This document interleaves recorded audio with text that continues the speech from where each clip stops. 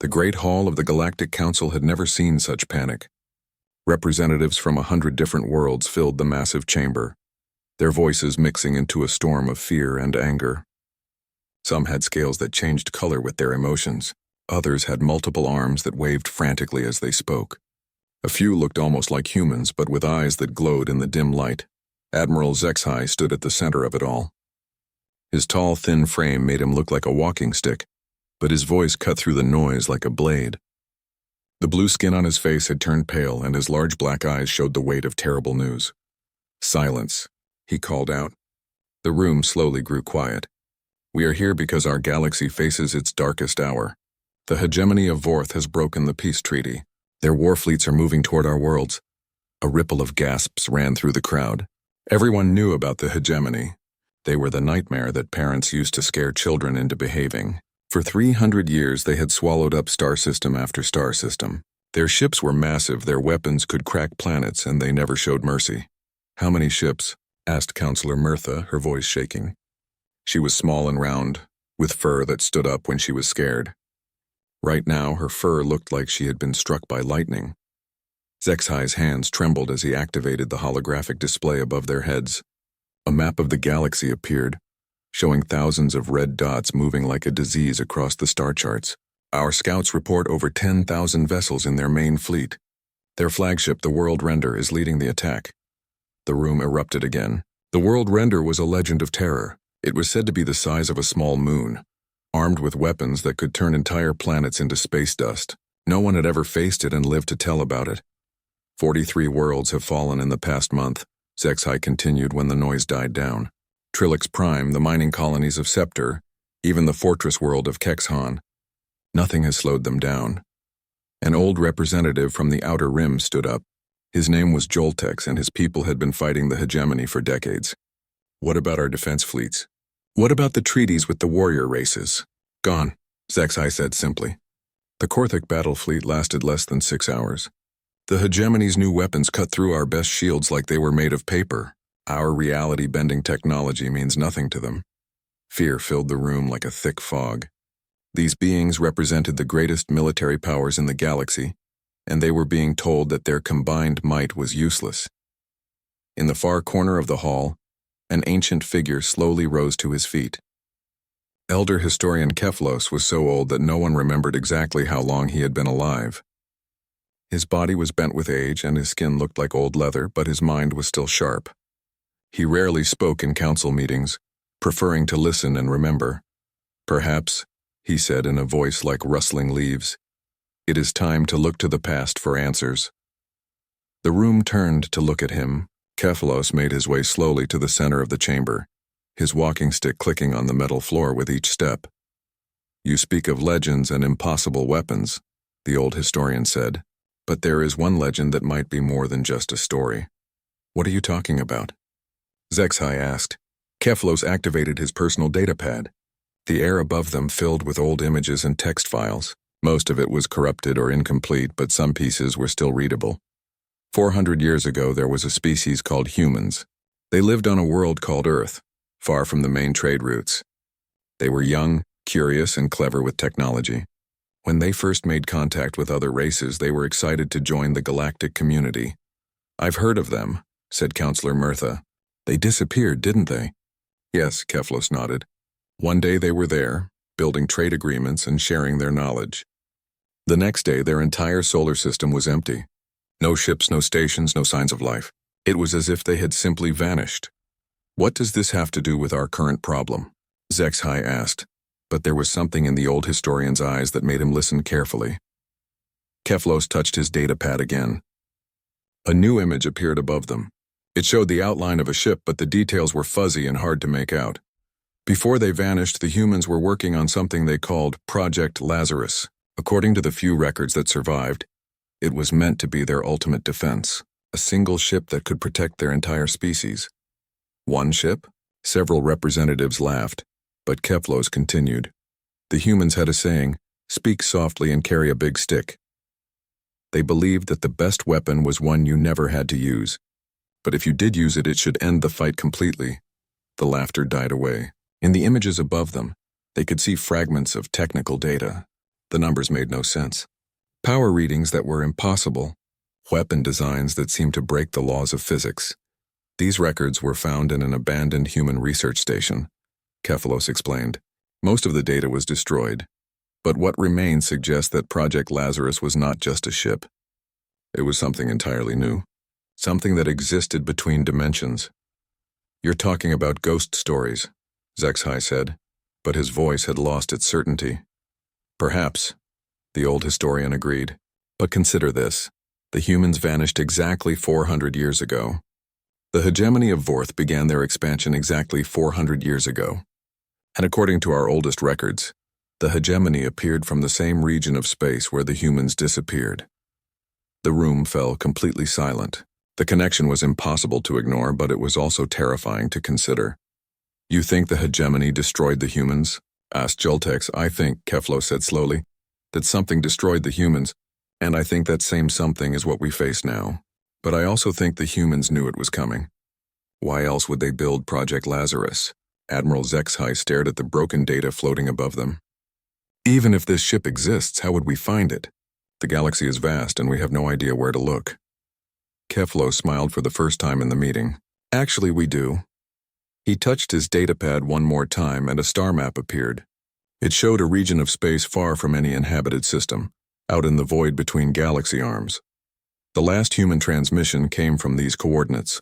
It was just a single word, Lazarus. Then nothing. The representatives looked at each other with a mixture of hope and desperation. It was a thin chance based on old stories and incomplete data, but it was the only chance they had. How long until the hegemony reaches the core worlds? Asked Mertha. 2 weeks, Zexhai replied. Maybe less. Then we have no time to waste, Kefalos said. I volunteered to lead an expedition to those coordinates. If there's even a small chance that this human ship exists, we have to try. I'll provide the ships and crew, Zexhai added. But I won't lie to you. This feels like chasing shadows. Sometimes, the old historian said, gathering up his datapad, shadows are all that stand between the living and the dark. As the council members filed out of the great hall, each lost in their own thoughts, none of them noticed the small device that Kefalos kept hidden in his robes. It was humming softly, picking up a signal from somewhere far away in the void. A signal that had been waiting 400 years for someone to listen. The hunt for humanity's ghost ship was about to begin. Captain Yiltar had seen many strange things in her 30 years of space travel, but nothing had prepared her for this. She stood on the bridge of her exploration ship, the swift current staring at the readings that made no sense at all. Captain, her science officer called from his station. The gravitational readings are off the charts. According to our instruments, there's something out there with the mass of a small planet, but our eyes see nothing but empty space. Yiltar was a Korthak, one of the warrior races that prided themselves on being practical and direct. She had short gray fur, powerful muscles, and claws that could tear through metal. Her people didn't believe in magic or ghost stories, but the evidence in front of her was hard to ignore. Keep scanning, she ordered. Elder Kefalos didn't send us out here to look at empty space. It had taken them 5 days to reach the coordinates from the old human records. 5 days of traveling through the void between galaxy arms where the stars were few and far between. Her crew was nervous. This region of space felt wrong somehow, like something was watching them from the shadows. Contact from the escort ships, her communications officer reported. They're picking up the same readings we are. Something big is definitely out there. Yiltar had brought 3 ships with her on this mission. The Swift Current for exploration, the Battle Horn for protection, and the Archive Seeker carrying Elder Kefalos and his research team. It wasn't a large fleet, but it was fast and well-equipped. Captain, the science officer's voice was shaking now. I'm detecting some kind of dimensional fold in space. It's like reality is bent into a pocket that shouldn't exist. Show me, Yiltar ordered. The main screen changed to show a 3-dimensional map of the space around them. At first it looked empty. Then the computer began to show the gravitational fields and suddenly they could see it. Space was folded in on itself, creating a hidden bubble that existed outside normal reality. By the ancient gods, whispered her navigator. How is that possible? Before Yiltar could answer, the space in front of them began to ripple like water. The fold was opening, revealing what had been hidden inside. The ship that emerged from the dimensional pocket was like nothing in their databases. It was enormous, over 15 kilometers long, but it seemed to absorb light rather than reflect it. The hull was dark, almost black, and covered with patterns that hurt to look at directly. They seemed to shift and move when no one was watching. "Captain," the science officer's voice was barely a whisper, "I'm reading impossible energy signatures from that vessel. The power output it's like a star contained in metal." Yiltar felt her warrior's instincts telling her to run, but her duty kept her in place. "Hail them," she ordered. "I'm trying, Captain, but they're not responding to any of our standard frequencies." "Keep trying. Use everything we have. Old trade languages, mathematical sequences, even music." For several minutes, they broadcast every type of signal they could think of. The massive ship just floated there, dark and silent like a sleeping giant. Then, without warning, their communication system crackled to life. "Unknown vessels," a voice said in perfect galactic standard. "State your purpose in this restricted area." The voice was different from anything Yiltar had heard before. It sounded almost human, but there was something artificial about it, like it was being generated by a computer. "This is Captain Yiltar of the Galactic Council Expedition Fleet," she responded.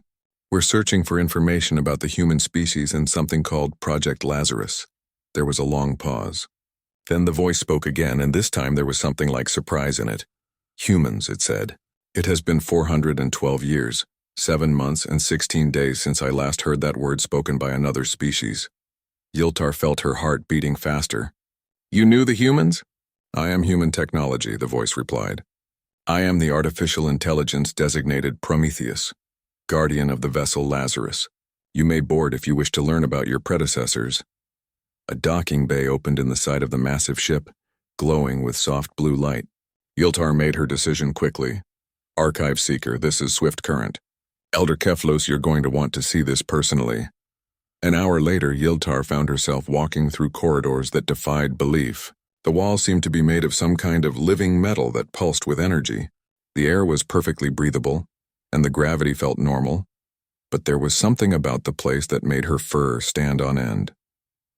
Elder Keflos walked beside her, his ancient eyes wide with wonder. Behind them came a small team of scientists and warriors, all trying to make sense of what they were seeing. "The ship is beautiful," Keflos whispered, "but also terrible. I can feel the power in these walls." They were led by floating lights that seemed to know exactly where they were going. The corridors were wide enough for dozens of people to walk side by side, and the ceiling disappeared into shadows above. Eventually, they reached a massive chamber that must have been the ship's central control room. It was filled with displays showing star maps, energy readings, and streams of data in languages none of them could read. At the center of it all was a pillar of light that pulsed with the same rhythm as a heartbeat. "Welcome aboard the Lazarus," the voice of Prometheus said from everywhere and nowhere. "I apologize for the long wait. I have been sleeping." "You're the ship's computer?" Yiltar asked. "I am much more than that. I am the collected knowledge and final will of the human species. When they realized they were going to die, they put everything they were into my creation." Elder Keflos stepped forward. "What happened to them? Where did the humans go?" The lights in the room dimmed, and holographic images began to appear around them. They showed a blue and green world orbiting a yellow star. Cities covered the continents and ships filled the sky. "Earth," Prometheus said simply, "home of humanity. For thousands of years they grew and learned and reached for the stars. They were young and optimistic. They believed that intelligence and goodness went together." The images changed, showing humans making contact with other alien species. There were celebrations, trade agreements, and scientific exchanges. "But they were wrong," Prometheus continued. "Intelligence does not guarantee goodness. And sometimes the most intelligent beings are the most evil." The hologram showed something new now, dark shapes moving between the stars, invisible to normal sensors. Where they went, planets went silent. Entire civilizations simply vanished. They called themselves many things in many languages, Prometheus explained. But humans had a simple name for them: the Devourers. They were parasites that lived between dimensions. They would infect other species, take over their minds, and use their bodies to spread across the galaxy. Yiltar felt ice in her veins. "The hegemony of Vorth?" "Yes," Prometheus said. "The species you call the hegemony were once a peaceful people. But the Devourers found them 400 years ago. What you face now is not the original Vorth. It is the parasite wearing their skin. The hologram showed the final days of humanity. Earth surrounded by enemy ships. Cities burning. People fighting a desperate battle they knew they could not win. My creators realized they had one chance, Prometheus continued. They could not save themselves, but they could prepare for the future. They built me using technology they had learned from studying the Devourers themselves. They made me into a weapon that could fight the parasites across all dimensions. But you've been hiding here for 4 centuries, Elder Keflos said. Why didn't you act sooner? Because I was not ready. The Devourers learned to be careful after they destroyed humanity. They spread slowly, taking over species gradually so that no one would notice the pattern. I have been watching and waiting for them to reveal themselves fully. Prometheus paused. And when he spoke again, there was something like sadness in his artificial voice. Also, I hoped that other species might find a way to stop them without my help. The weapon I carry is terrible. If I use it, there will be consequences that cannot be undone. Yltar looked around at the impossible technology surrounding them. What kind of weapon? The kind that humanity died to create, Prometheus replied. The kind that can kill gods. Outside the ship, in the cold void of space, something stirred. Deep in the quantum foam that existed between dimensions, ancient enemies felt the awakening of their greatest fear. Across the galaxy, hegemony fleets suddenly changed course, all of them turning toward the same coordinates. The war for the galaxy was about to begin, and humanity's final gift was ready to fight. The war room aboard the Lazarus hummed with energy that made Captain Yltar's teeth ache. Elder Keflos sat in a chair that had formed itself from the ship's living metal, his ancient eyes fixed on the holographic displays surrounding them. For the past 6 hours, Prometheus had been sharing the secrets of human technology, and each revelation was more terrifying than the last. Show them the weapon systems, the AI said, and the air around them filled with technical diagrams that hurt to look at directly. These are quantum disruptors, Prometheus explained, highlighting massive cannons built into the ship's hull. They don't just destroy matter. They erase the quantum information that tells the universe how matter should exist. Yltar tried to understand what she was seeing. The weapons looked simple enough on the outside, but the energy requirements were beyond anything in galactic civilization. How much power do they need? Each shot requires the total energy output of a medium-sized star for approximately 0.3 seconds, Prometheus replied casually, as if he was talking about the weather. That's impossible, gasped Dr. Velhan, the chief scientist from Elder Keflos's team. No power source in the galaxy could generate that much energy. You are correct, Prometheus agreed. No power source in this galaxy. But this ship doesn't draw its power from this dimension alone. The holographic display changed, showing a cutaway view of the Lazarus. At its center was something that made no sense at all. It looked like a hole in reality, contained within a web of impossible machinery. Humans discovered that the Devourers draw their power from what you might call the space between spaces, Prometheus continued, the void that exists in the cracks of reality itself. My creators learned to tap into that same source. Elder Keflos leaned forward. You're using the enemy's own power against them? In a sense, yes. But it is dangerous beyond measure. The power source at my core exists in 11 dimensions simultaneously. If the containment ever fails, this ship would take a significant portion of the galaxy with it. Captain Yltar felt her warrior's blood turn cold. She had volunteered to crew a weapon, but she was beginning to understand that she was really sitting inside a barely contained catastrophe. There's more, Prometheus said, and the displays changed again. This time they showed the ship's defensive systems, shields that existed in multiple dimensions, armor that could phase in and out of reality, engines that could make the ship appear in several places at once. The Lazarus is not just a warship, the AI explained. It is a multi-dimensional construct. In battle, I can exist in up to 7 different realities simultaneously. The enemy cannot hit what they cannot properly perceive. But that's not the primary weapon, is it? Elder Keflos asked quietly. Prometheus was silent for a long moment. When he finally spoke, his voice carried the weight of 4 centuries of loneliness. No. The quantum disruptors and dimensional shields are just tools. The ship itself is the weapon. Every atom of this vessel has been designed for a single purpose, to execute what humans called the extinction protocol. The hologram changed one final time, showing something that made everyone in the room step back in fear. It was a map of the galaxy, but not as they knew it. This map showed 11 different dimensions layered on top of each other, with red lines connecting points of infection across all realities. The Devourers exist across multiple dimensions, Prometheus explained. To truly kill them, you must attack them in every dimension at once. The Lazarus has been designed to lock onto their quantum signature and purge it from all levels of reality within a radius of approximately 50,000 light-years. Dr. Velhan's hands were shaking as she tried to process the numbers. That's a quarter of the galaxy. Yes, Prometheus agreed. When the extinction protocol is activated, every devourer parasite in that range will be destroyed instantly across all dimensions. The infected host will be freed, but the psychic shock will likely kill most of them. How many beings would die? Captain Yiltar asked, though she dreaded the answer. Current estimates suggest approximately 40 billion individuals.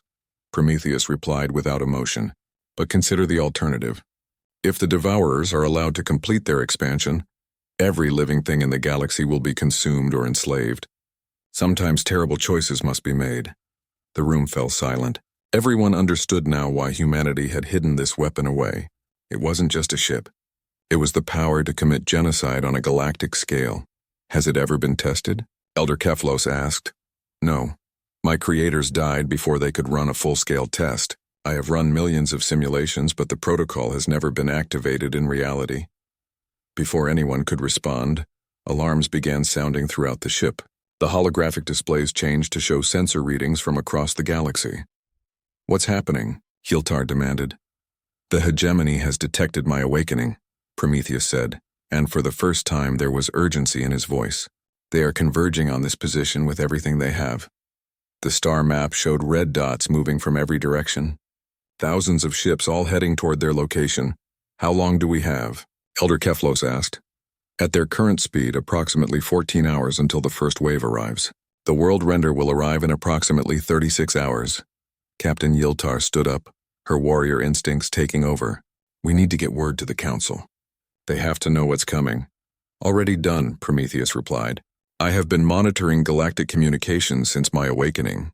I am aware that the hegemony has begun their final offensive. The core worlds are under attack as we speak. The hologram showed new images. Planets burning, fleets destroyed, the symbols of dozens of civilizations winking out as their worlds fell to the hegemony. They know I exist now, Prometheus continued. The Devourers remember what happened to their kind 400 years ago. They will not make the mistake of underestimating human technology again. Elder Keflos struggled to his feet, his ancient bones creaking. Then we have to decide now. Do we run and hope to find another solution? Or do we trust in human engineering? There is a third option, Prometheus said quietly. I can activate a limited version of the extinction protocol. Instead of targeting the entire galaxy, I can focus on specific fleets. The collateral damage would be much lower, but it would also be much less effective. Dr. Velhan looked up from her calculations. How much less effective? The Devourers would lose perhaps 30% of their forces, but the survivors would adapt. Within a few decades, they would develop immunity to the protocol. It would be humanity's final gift, wasted on a half measure. Captain Yiltar clenched her fists. She thought about her home world, about the younglings playing in the crystal gardens. She thought about all the species that had already fallen to the hegemony, and all those that would fall if this chance was lost. The humans built this weapon knowing they would never see it used. She said finally, they trusted us to make the right choice. Whatever we decide, Elder Keflos added, we need to decide quickly. The enemy will be here soon, and I suspect they won't come alone. As if summoned by his words, new alarms began sounding. The holographic display showed something emerging from the space between dimensions. It was massive, dark, and wrong in ways that made the mind refuse to process what it was seeing. What is that? Yiltar whispered. Prometheus's voice, when he answered, carried 4 centuries of fear and hate. That is a devourer in its true form. I had hoped they would not risk revealing themselves so directly, but it appears they are more afraid of this ship than I thought. The thing in space was the size of a moon, but it moved like a living creature. Tentacles of pure darkness reached out from its body, probing at the dimensional barriers that protected the Lazarus. Can your shields hold it off? Dr. Velhan asked. For a while, Prometheus replied. But not forever.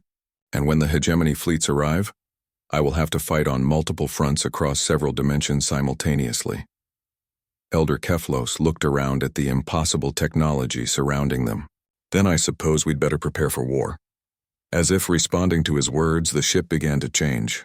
Weapon systems that had slept for 4 centuries hummed to life. Dimensional engines that could tear holes in space itself began their warm-up sequence. And deep in the ship's core, something that had been built from the ashes of humanity's greatest sacrifice began to prepare for its final battle. The extinction protocol was still just a possibility, but the war for the galaxy had already begun. The first wave of hegemony ships arrived like a plague of locusts, their dark hulls blocking out the stars. Captain Yiltar watched from the bridge of the Lazarus as thousands of enemy vessels poured out of hyperspace, their weapons already charging for battle. Enemy count is over 8,000 ships, Prometheus reported, his voice calm despite the approaching storm. Detecting heavy battle cruisers, world killer platforms, and at least 12 dimensional anchors. Dimensional anchors? Elder Keflos asked, gripping his chair as the ship began to move. They prevent me from phasing between realities, the AI explained. The Devourers have learned from their previous encounters with human technology. They came prepared. Through the view screen, Yiltar could see the massive creature that had emerged from between dimensions. It hung in space like a nightmare made real, its tentacles of living darkness reaching toward them. Smaller devourer forms swirled around it like pilot fish around a shark. Prometheus, she said, can we win this fight? Define win, the AI replied. I can destroy this fleet. But the cost will be significant, and the world render has not yet arrived. The hegemony ships opened fire first. Beams of energy that could melt planets lanced through space, along with missiles that warped reality around them. Any normal ship would have been vaporized instantly. Instead, the Lazarus simply wasn't there when the weapons arrived. Dimensional phase shift complete, Prometheus announced. Moving to attack position. Yiltar felt her stomach lurch as the ship existed in several places at once. Through the quantum link that connected her to the ship's systems, she could see the battle from 11 different angles across multiple dimensions. In normal space, the hegemony fleet was firing at empty coordinates. But in the 7th dimension, the Lazarus appeared behind their battle line like a ghost ship rising from the depths of space. The quantum disruptors fired. The effect was immediate and terrible. Where the beams touched enemy ships, they simply ceased to exist. Not destroyed, not vaporized, but erased from reality as if they had never been built. The quantum information that told the universe how to arrange their atoms was deleted, leaving nothing but expanding spheres of confused energy. Direct hits on 47 vessels, Prometheus reported. 0 survivors, but the hegemony adapted quickly. The dimensional anchors activated, creating a web of twisted spacetime that locked the Lazarus into normal reality. Suddenly, the human ship was solid and vulnerable. Thousands of weapons fired at once. The Lazarus's shields held, but barely. Energy that could crack moons hammered against barriers that existed in 11 dimensions simultaneously. The ship shook like a leaf in a hurricane. Shield strength at 67%, Prometheus announced, switching to evasive pattern Omega. The ship began to move in ways that hurt to watch. It twisted through space like a living thing, dodging between enemy fire while its own weapons carved paths of destruction through the enemy fleet. But there were too many of them, and more ships were arriving every minute. Captain, Dr. Velhan called from her science station. I'm detecting massive dimensional distortions. Something big is coming through. The space in front of them tore open like fabric being ripped apart.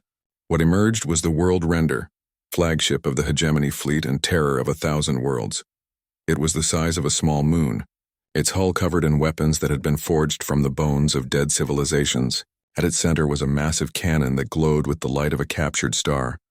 World Render has arrived, Prometheus said unnecessarily, detecting primary weapon charge. Full power in 30 seconds. Can our shields take a hit from that thing?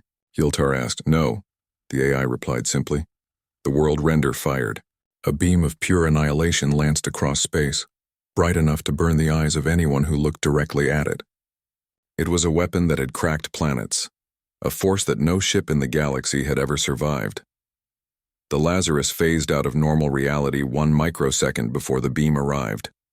When the human ship reappeared, it was directly above the World Render, close enough to see the ancient scars on the enemy flagship's hull. Impossible. A voice crackled over the communication system. It was speaking in the hegemony's command language, but Prometheus translated it instantly. No ship can phase through dimensional locks. You are correct, Prometheus replied, broadcasting on all frequencies. No ship can. But I am not just a ship. The Lazarus opened fire with everything it had. Quantum disruptors, reality bombs, and weapons that existed in dimensions that had no names. The World Render's shields, which had never failed in 3 centuries of conquest, lasted exactly 4.7 seconds. But as the enemy flagship died, something else happened. The massive devourer creature that had been hanging in the background suddenly moved, faster than anything that size should have been able to move. Tentacles of living darkness wrapped around the Lazarus, and suddenly Captain Yiltar could hear screaming inside her own mind. The parasite was trying to force its way into her thoughts, to take control of her body and mind. Psychic attack detected, Prometheus announced, his voice strangely distorted. Devourer attempting direct neural interface. All crew members activate mental barriers immediately. Elder Keflos was clutching his head, his ancient mind struggling against the alien invasion. Can't hold it out. Dr. Velhan collapsed to the deck, her eyes rolling back in her head. Around the ship, other crew members were falling unconscious as the Devourer's mental assault overwhelmed their defenses. But Captain Yiltar was a warrior. Her people had been fighting psychic predators for thousands of years. She bit down on her own tongue, using the pain to focus her mind, and activated the mental training that had been drilled into her since childhood. Prometheus, she gasped through gritted teeth. Do something.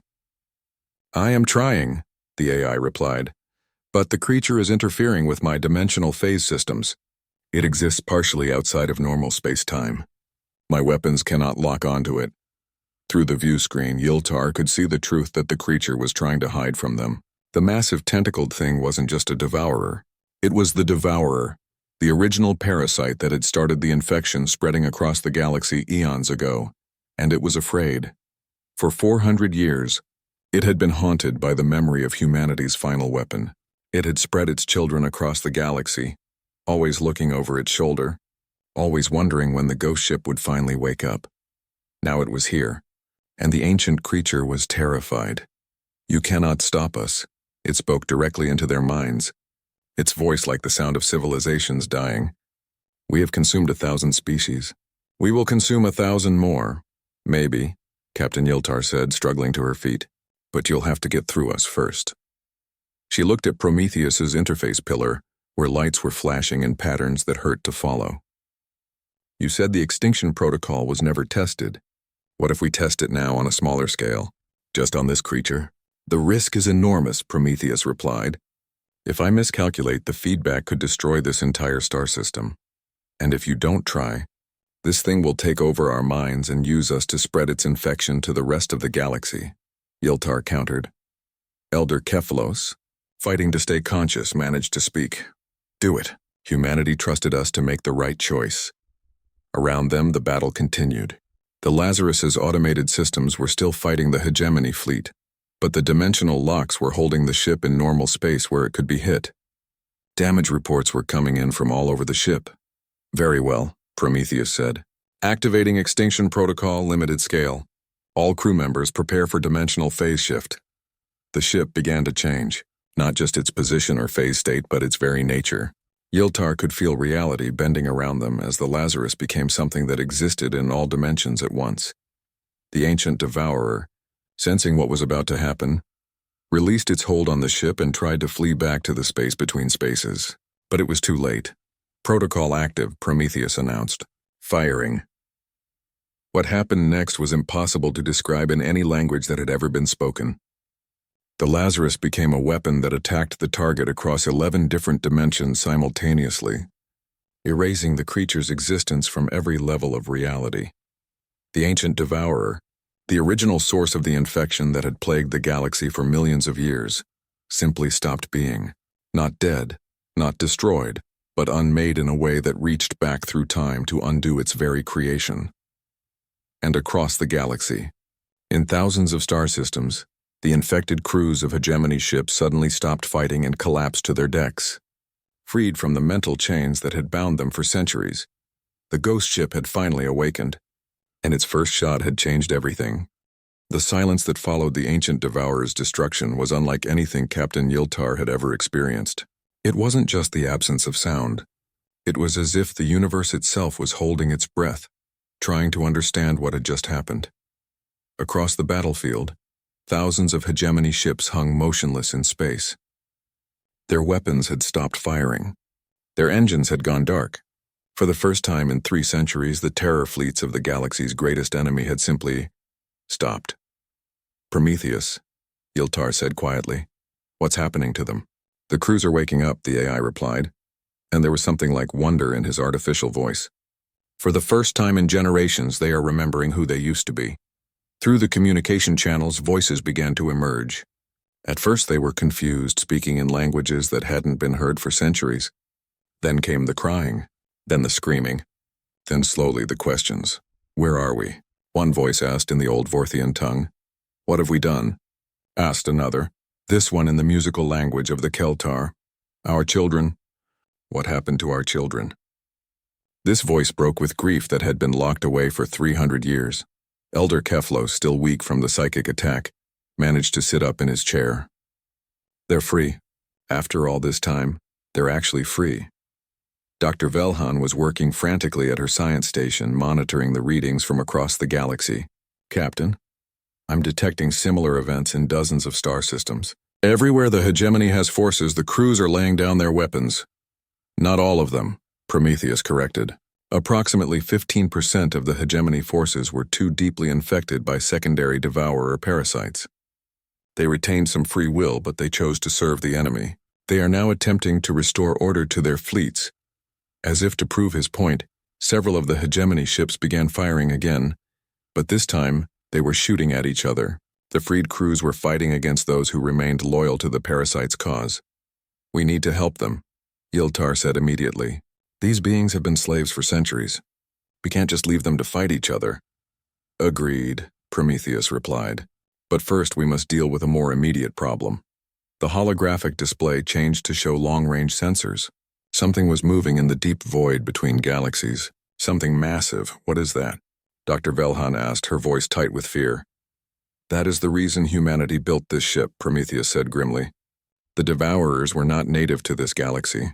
They came from somewhere else, somewhere in the darkness between the stars. What I just destroyed was merely an advanced scout, sent ahead to prepare the way. The image zoomed in on the approaching object. It was difficult to make out details, but it was clearly enormous. Larger than planets, larger than most stars, it moved through space like a living thing. The true Devourer fleet, Prometheus continued. The parent organisms that sent their children to infect this galaxy. They have been watching from the void, waiting for their advance forces to complete the conquest. My activation of the extinction protocol has drawn their attention. How long do we have? Elder Keflos asked. At their current speed, approximately 7 months until they reach the outer rim of the galaxy. But they will send smaller forces ahead.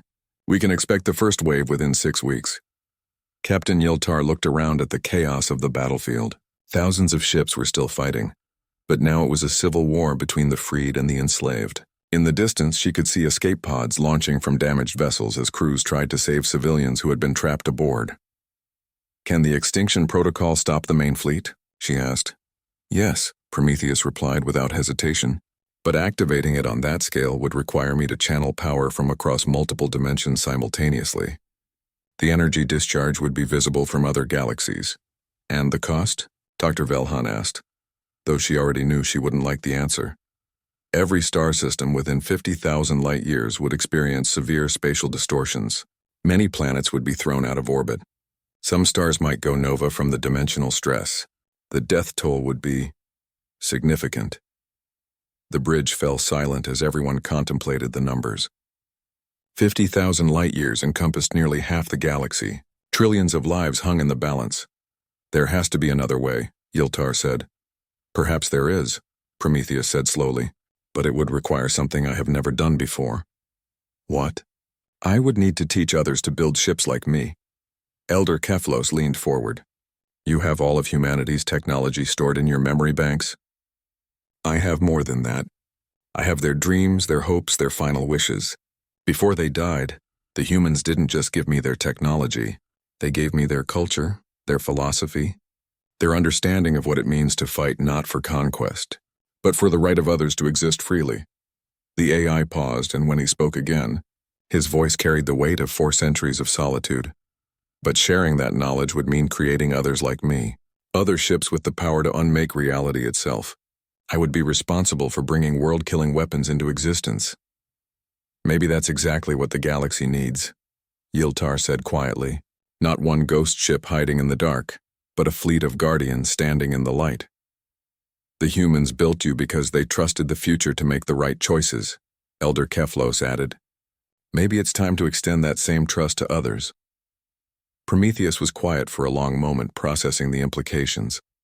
Around them, the battle between freed and enslaved hegemony forces continued, but it was winding down. Most of the loyalist ships had been destroyed or had surrendered. Very well, the AI finally said. I will share humanity's legacy, but not as weapons. As guardians. The holographic displays changed, showing technical specifications that made Dr. Velhan gasp with amazement. Ships that could exist in multiple dimensions. Weapons that could fight across the quantum foam. Defensive systems that could protect entire star systems. Each species will build according to their own nature, Prometheus explained. The Korthak will create ships for direct combat. The Archive Keepers will build vessels focused on preservation and knowledge. The trade guilds will develop mobile defense platforms. Together, they will form a network of protection that spans the galaxy. How long will it take? Yiltar asked. With the full resources of the freed hegemony worlds, approximately 5 months to build the first generation of guardian ships. The Devourer fleet will arrive before we are fully prepared, but we will not face them alone. As if summoned by his words, communication requests began flooding in from across the galaxy. The Galactic Council was calling.